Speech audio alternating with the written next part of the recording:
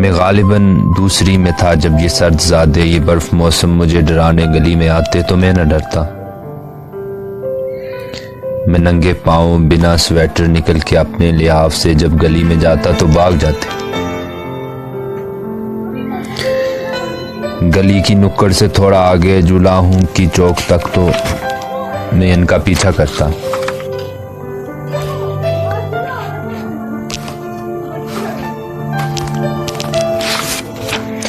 गली की नुक्कड़ से थोड़ा आगे जुलाहूं की चौक तक तो मैं इनका पीछा करता कि मेरा गलियों में दबदबा था।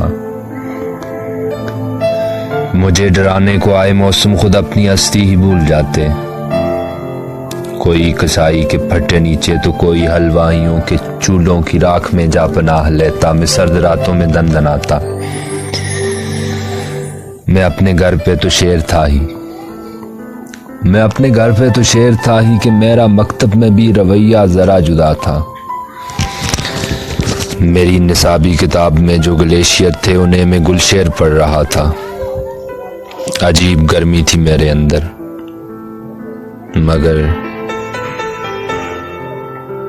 मगर अचानक ये क्या हुआ है कि सर्द रातों ने मेरे घर पर भी अपना कब्जा जमा लिया है।